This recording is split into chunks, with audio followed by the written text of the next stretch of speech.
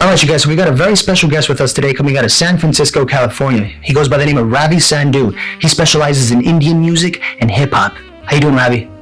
Doing well, man. How are you? I'm doing great, man. It's great to have you today. Yeah, thank you for having me. All right. Nice, man. So let's talk about the music. It's a very interesting mix of diversity going on there, man. Can we talk a little bit about the Indian music and the hip-hop and how those two intertwine? Yeah, definitely, man. So I come from an Indian family, so I naturally grew up listening to Indian music. It was played at all of our, family events and social gatherings. So it's just something I naturally was inclined to get into. And it's kind of like a connection for me to my roots as well. So the type of Indian music I work on is called Punjabi music. It comes from the state of Punjab in India, where my family comes from. So it's kind of like my connection to, my ethnic background and my ancestors in a way. Nice. Yeah. And with hip hop, I was born and raised here in the United States, so naturally gravitated towards hip hop music. I'm a huge fan of hip hop from the 90s so up until now. So the type of music I work on, it's I do stuff that's strictly Punjabi music and strictly hip hop, and I do a lot of fusion stuff as well. So it comes together rather nicely, actually. Absolutely, man. Absolutely. And just that being that there's not that many artists, I imagine, today producing with that kind of flavor. A lot of people seek outward and you never really know where they get their sources from. But that's awesome, man, because Indian music, there's a lot going on there. There's a lot of instruments, a lot of great sounds. And to pull that stuff out, to sample it, to just play with those sounds, you must be getting some real cool sounds out of that. Yeah, definitely, man. I mean, the world's your oyster when you're playing with different genres like that. You can really push the envelope and try out new things that no one else is really doing, and it's super exciting. That's awesome, man. So where exactly were you born in the U.S.? I was born in Bakersfield, California. So the Central Valley, not much going on out there. Nice. But, and how'd you end up in San Fran? Yeah, I came up to San Francisco for undergrad. I went to the University of San Francisco for my undergraduate degree, and then I've been in and out of the city since then. I went to law school for a little bit as well in San Diego and in Chicago for a bit. And then I ended up coming back to San Francisco. Nice, man. And then, so with the quarantine, were you doing a lot of music, experimenting with your sounds and things of that nature? Yeah, definitely, man. During quarantine, just been working on a lot of content. I had the luxury of working with a lot of local artists as well, singers and rappers. So got a lot of content built up. Nice. So you were doing some collabs, just reaching out to people, working with people you already knew? Yeah, definitely. A little bit of both, just working with people I've been working with for quite some time, and then got hit up by some new people as well that are super talented and really trying to create a scene out here. Nice, man. So what can we expect out of you, Ravi? An album, an EP, a single? What do you think? Definitely some singles. I got 2 singles coming out in early May. And then, just some stuff that's going to come out throughout the year. I shot some music videos throughout quarantine as well. They're all getting edited. Nice. Looking forward to everything that's going to be dropping this year. Nice, man. Well, absolutely. And then with all these collabs, with things of this nature, you got a lot of good stuff cooking. What instrument did you first learn how to use, Ravi? What was the first instrument that you picked up and said, "Hey, man, this music and I are going to be 1 and 1 from now on"? Yeah, man. The first instrument I picked up is this traditional Indian drum called the dole. It's a 2-sided barrel drum that you play with sticks. And I learned from a teacher out here in Fremont, California, named Ustad Lal Singh Patti. And he's actually the guy that trained a lot of the big time producers in the Punjabi music industry. How'd you get connected with him? Yeah, I connected with him because he actually knew my dad from back in the day. My dad used to sing at local events, and the teacher, Lal Singh Patti, used to come there and perform. So when I told my dad, "Hey, I really want to learn how to play this drum," he's like, I know a guy who teaches. So he just connected us two. Brought you straight to the source, to the OG. Exactly, yeah. Nice, man. That's wicked sweet, brother. So you got it straight. You got lessons and just learned about the craft from somebody who was doing it for a long time, and you got training just like that. That's so awesome that you weren't really seeking music training from a music teacher, but at the same time you were, but you got it from somebody who, there was that connection. So that's real awesome. Yeah, man, blessed to have been able to work with him. And now, cut to today. What are you working with today? What are you producing with today? What kind of sounds are you playing with? Is it a lot of pads, a lot of drums? What is it? Yeah, a little bit of everything, man. I've recorded a lot of percussion myself over the years that I continue to reuse, and then I also use Ableton Live 10. Do all my production in there. Use different sample packs. Use a lot of VSTs and synthesizers as well. Nice. Mix it up. Nice, wicked sweet, man. And so, with regards to that, are you working with let's say for this with the new music you're coming out with, are you using how would you classify? How would you classify the genre that you're going to be coming out with? Could you give it a genre?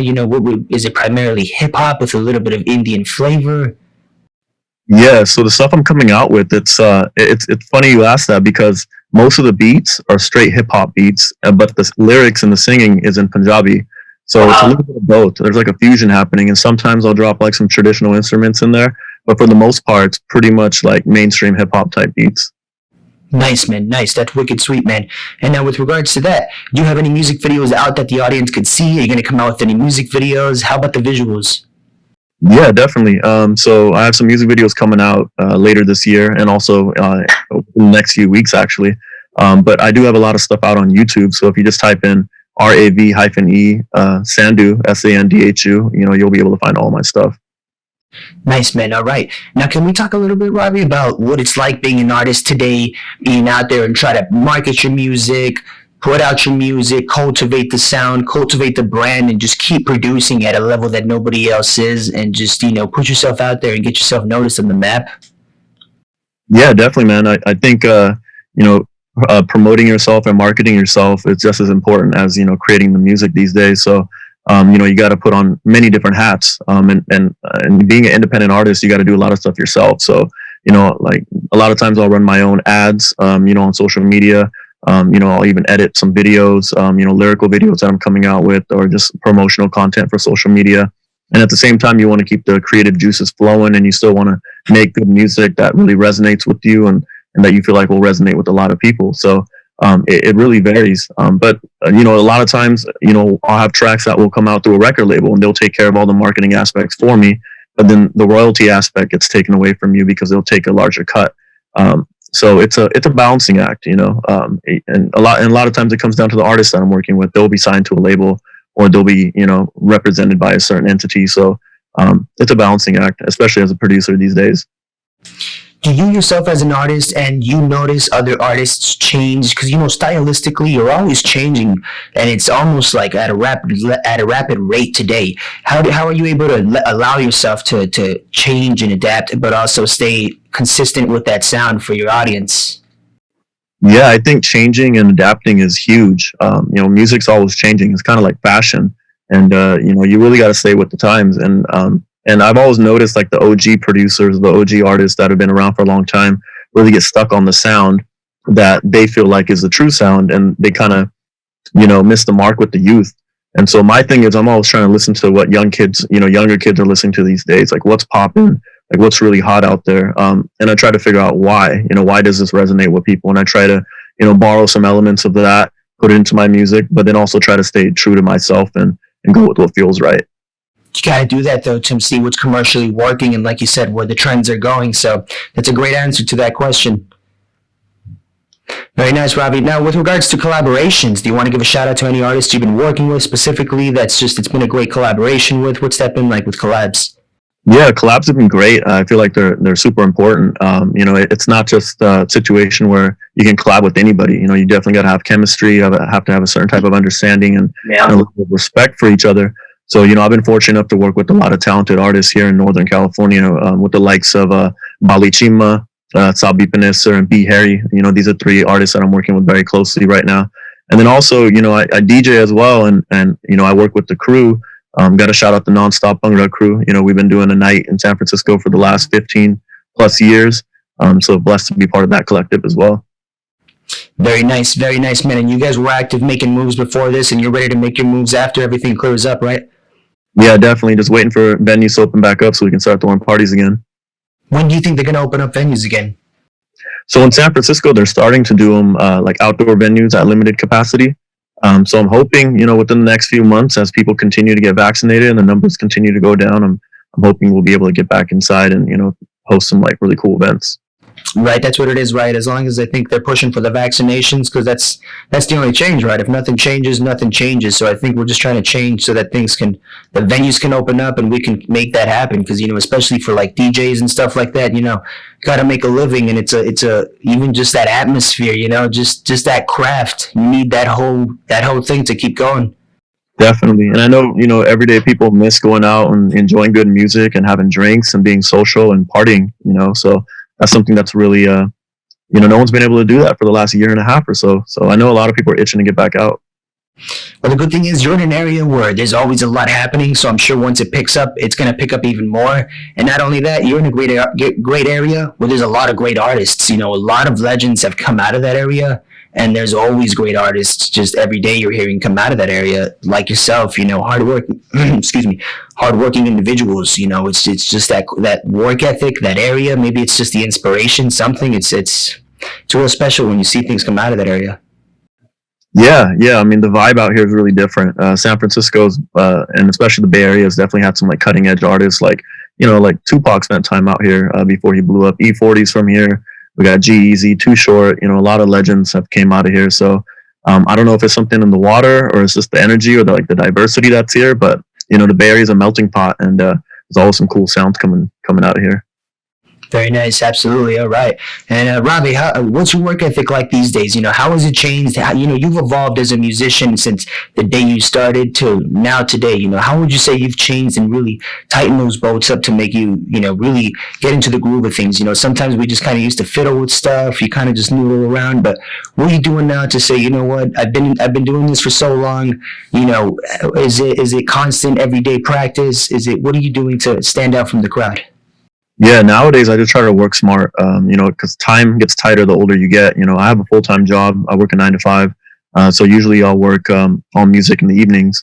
And typically I'll do 2 or 3 days out of the week, spend a couple hours every night. But I like to go in with a plan. I like to know what I'm going to do so I can actually execute. Whereas before, back in the day when I was first, starting to get into music production, I'd kind of just, play around with stuff and just see what happens. But I feel like I've come up to speed with all the tools that I use, so pretty comfortable with everything. And now it's just all about executing and just having a master game plan. Yeah, man, absolutely. Failing to plan is planning to fail, right? You got to lay it out. The thing about noodling around and getting great sounds is there's times for that, and it's good to do. But the thing about it is when you want to be a professional, it's hard to get that spark every time. You want to be able to come up with a recipe and keep making that same dish, right? Instead of hold on, wait till something good might happen. It's just a little risky, and it's okay to take risks, and that riskiness there's a room for it. But you're right. Coming in with that plan and executing, ready to go, definitely sets you up for some good stuff. Yeah, and taking risk is important, but they got to be calculated too, especially these days where it's becoming a numbers game, and you got to get stuff out all the time, and it's becoming more of like a quantity over quality type situation. And although I don't want to lose the quality in my music, I do recognize that, the turnaround time has to be quick on a lot of projects I'm working on. So that's why for me, just coming in organized and just focusing on the execution is really what's been working these days. Back to that turnaround thing, it's insane how you got to just keep putting music out. I know a lot of artists that they'll play me their tracks, and I'll think to myself, man, you should just put it out, because like you said, it's that numbers game where you don't want to hear something similar come out with it and then be like, man, I feel like I came up with that. Did somebody take that from me? Things of this nature. And, it's really hard when you want to, as an artist, you want to cultivate the sound and make it sound real nice. And then you're like, when do I put it out? Do I put it out now? Send it out? Let's keep it going. I know people who put their music out and then they're like, I got 6 versions of it, man. That's just the version I put out to put out. And then I still got it in the work. So, the power is in the hands of the artist, right? Yeah, definitely. And that's very common. I mean, having different versions of tracks and then putting out one particular one, I'm sure I'm not the only producer that has this, but I have a huge vault of stuff that I've just not put out, like different versions of songs or even tracks that no one's ever heard. So yeah, it's all about timing, and as time's gone by, my philosophy has been just put things out. It's better just to put it out, because if you let it sit for a while, the sound might change, people's taste might change, or like your connection to the song might change. So it's better just to get it out while it's hot. Absolutely, man. Absolutely. What's that James Brown saying? You give it up or turn it loose, right? Give it up or let it loose. Sometimes even with the song, you're so attached to it. Sometimes you just get it out there, let it get out there, and then let another one come out and just see where you go from there. But the interesting thing about this game is everybody has a different way of going about it. But I think what you were saying, man, you got some good stuff happening, good stuff coming. So it's real nice to hear. Yeah, thanks, man. Thank you. That's awesome, man. So with regards to Ableton, were you always working with Ableton? Did you ever use anything else? So if you had, were you ever using Logic? I know that's only for Macs. Yeah, so I actually have a Mac, but I've been on Ableton for over 10 years now, like probably 12 years. But when I was growing up, like when I was in high school, the first software I downloaded was Fruity Loops. Didn't really have the patience for it. So I ended up downloading Acid Pro 4.0, and I used to make a bunch of remixes and like DJ mixes on there. And then one of my buddies, who's a DJ from out here in San Francisco, he told me about Ableton Live for making mixes. And so I started making mixes, posting them on SoundCloud. And then eventually he was, he told me that you can actually produce in Ableton as well. So, got a MIDI keyboard and just started messing around with stuff, started watching YouTube videos and different tutorials and kind of just ran with it. And so cut to today, you just always put in that time and those hours and built up your craft? Yeah, definitely. Yeah, it's all about how much time you put into it, Absolutely right. It's a numbers game, right? You put in the time, you're going to get the results. It's always that. I always talk to artists and they say, I never know if the effort is really, showing or is being brought into fruition. But when I record it on Monday and I record it on Friday, the difference is there. You just got to record it and see it, and it's there. Definitely. At the end of the day, though, when you're practicing your music, you want to stay focused, right? No phone. How are you with let me ask you this. How are you with the practice routine? A lot, there's so many distractions today, right? There's the phone. A lot of people put it on airplane mode. I hear some people don't let others bring it into the studio. How is it difficult for you to set it down? Or do you separate yourself from everything? Or what? Some people, they do the complete opposite. They're like, I just let it all flow and roll and there's no constraints in any degree. What does that look like for you? Do you need complete silence? Do you like a group around you with the phone, Yeah, so my working style is I just let it flow. I leave my phone around, but I just don't pay attention to it. I'll put it on silent. And there's definitely days where I come into the studio and I just want to work on practice, just playing different things on the keyboard, trying out different patterns and chords and stuff like that, just to see what resonates. But when I got when I'm recording an artist, I want everyone to be silent. I want all phones turned off. So the last thing you want is a phone to be going off when you're recording, mess up the vibe and the flow. And typically I do like to work alone in the studio. I can really get into like a creative flow. When I do have artists here or like other individuals that are just like hanging out in the studio, I'll start working on a track. I'll get it to a certain point, but then I'll pick it back up when I'm by myself. And I find that when I'm working on my own, I definitely am able to, take it places, much further, just because I'm able to kind of just sit there in the moment and really concentrate. That's real interesting. A lot of people, they need all their friends in the crowd in the studio, but you really got to see what the work you brought in for the day is, because if you're trying to get something out and, there's a lot of artists coming out today, so you don't want to miss your mark. If you're trying to put something out there, you want to put it out. You want to set it in motion. Time moves fast. You don't want to sit on that album. If you got something good, put it out. And then if you got a crew that wants you to put it out, they'll put it out with you. But, a lot of these crews just want to hang out sometimes. Exactly. A lot of people just want to hang out and party with you, when you're trying to concentrate and get things done. So it can get in the way of that. But it is nice having other opinions there for sure. Like if you start playing certain chords or put in a certain type of 808 and you just hear their reaction, okay, if they feel this way about it, I'm sure other people out there will too. So it definitely is good having that feedback. 1,000,000%, man. I'm with you there. Now, Robbie, can we talk a little bit about, how you're staying inspired, you as an individual and as an artist? Because like you said, you're working a 9 to 5 and you're also managing your music career and your brand and then the marketing and then that whole machine. How are you able to manage all that? Yeah, man, it's just about setting time aside for each thing. As far as staying inspired, I have like a different routine to be inspired. Like I'll listen to like some songs I really like classic tracks, and try to, pull inspiration from that. Listen to new stuff that's out right now. or sometimes just totally disconnect and not work on music for like 2 or 3 weeks and come back to it with like, a reinvigorated sense of, energy. And as far as like the whole business aspect, it's just about being organized and setting time aside. I like to calendar things, calendaring off like from this time to this time, I'm going to be working on this promotion. I'm going to get the artwork done for this, get the video editing done for that. So just trying to be organized as much as possible. Organization. We got to stay organized, you guys. Let's get organized.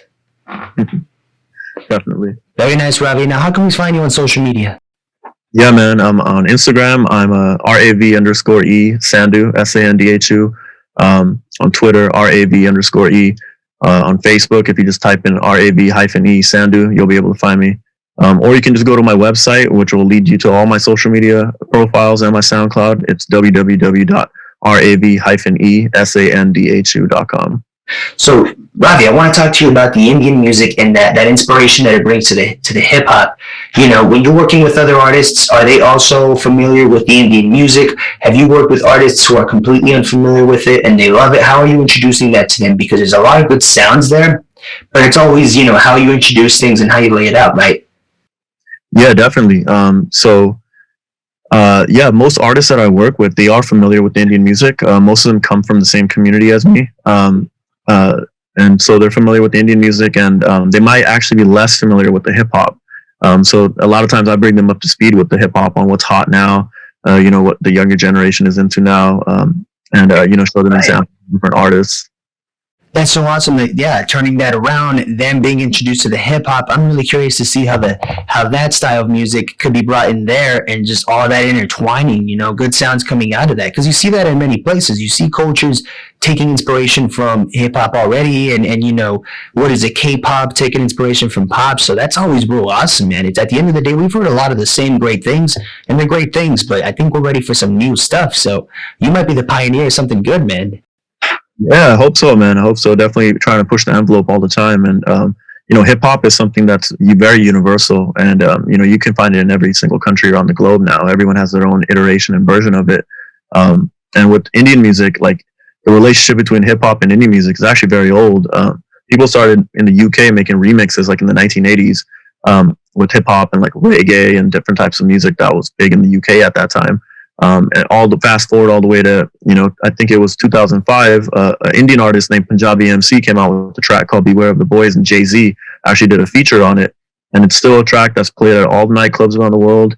And I actually had the privilege of DJing with this individual, with Punjabi MC. He's a cool ass dude.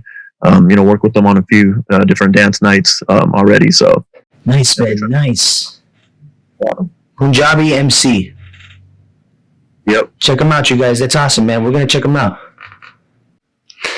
Now, Ravi, I've got one last question. Let me ask you this, man. So with regards to today, who are some big Indian producers that are coming out that are real popular, today, so we can give them a big shout out? Yeah, other Indian producers. Definitely got to give a shout out to Intense from Canada. He's killing it. There's a lot of dudes out in India and Punjab that are killing it. There's a guy named Snappy, Desi Crew. Definitely got to give a shout out to those individuals. They're killing the game right now. Awesome, nice. So our audience can go ahead and dive into that and get a little bit of that flavor.